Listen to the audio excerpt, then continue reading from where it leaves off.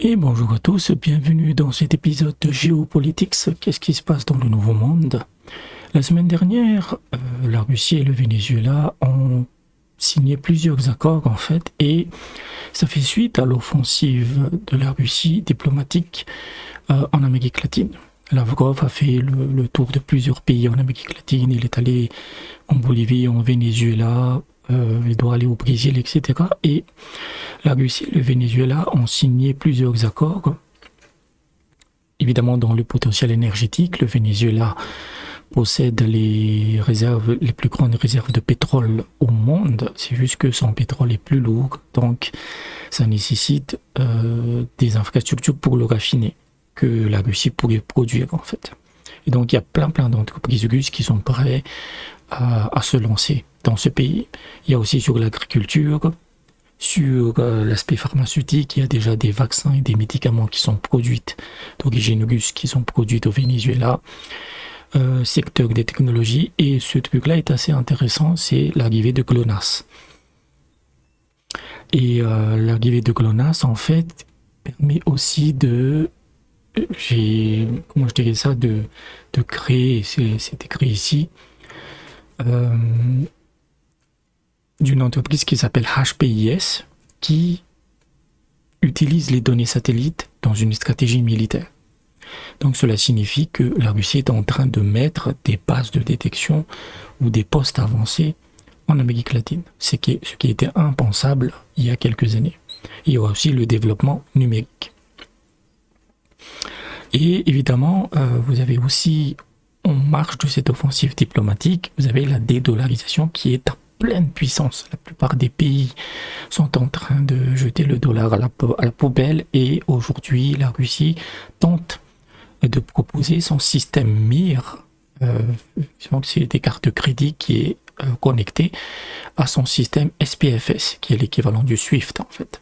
Et donc vous avez MIR est disponible déjà à Cuba, maintenant c'est au Venezuela, mais c'est également disponible en Inde, la Chine aussi travaille, donc c'est une très grosse offensive, et cela montre en fait que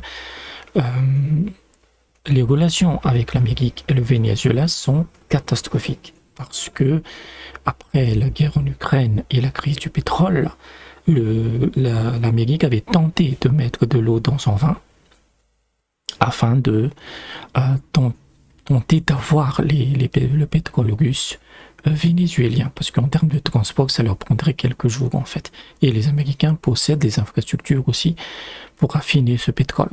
Mais aujourd'hui, c'est clair et net que le Venezuela ne donnera même pas une seule goutte aux États-Unis. Et c'est un camouflet énorme. Franchement, c'est l'un des plus gros camouflets en Amérique latine. Donc ça, c'est la première actualité.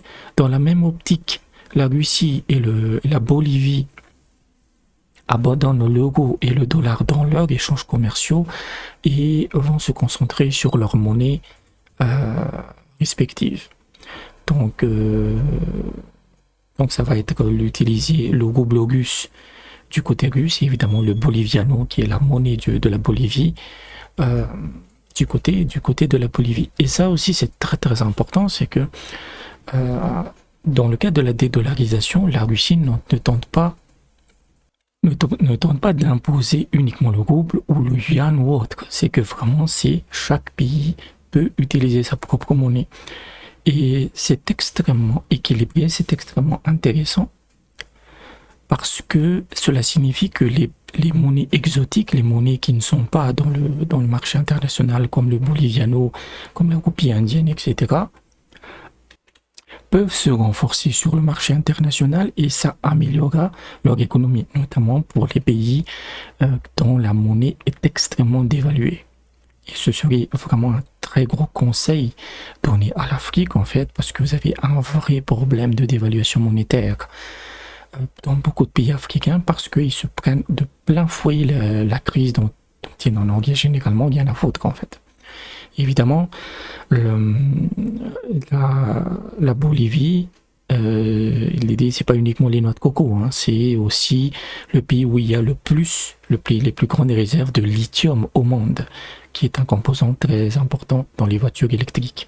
Et la Chine est déjà extrêmement présente dans le lithium. Et même si la Bolivie, il y a beaucoup de violence et beaucoup d'insécurité, mais la Russie n'interfère pas dedans en disant que nous, on regarde le droit international. Et donc le reste, c'est vos affaires en fait. Donc c'est une très très grosse offensive et c'est une véritable décapitation de la doctrine Monroe des Américains, qui vient du président Monroe, qui disait que vous pouvez faire ce que vous voulez dans le reste du monde, mais l'Amérique latine, c'est notre jardin. C'est vous ôtez vos sales pattes, c'était surtout un message pour les Européens, vous ôtez vos sales pattes de l'Amérique latine.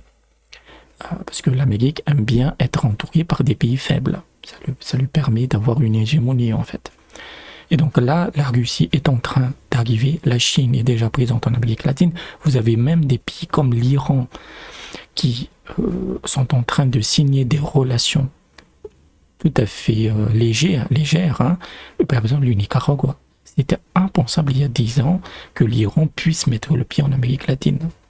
Donc voilà les deux actualités de la géopolitique ces derniers jours, ça c'est plus la semaine dernière. Donc j'espère que vous avez apprécié la vidéo. N'hésitez pas à laisser un pouce bleu, n'hésitez pas à vous abonner à la chaîne. Et je vous dis peut-être à bientôt.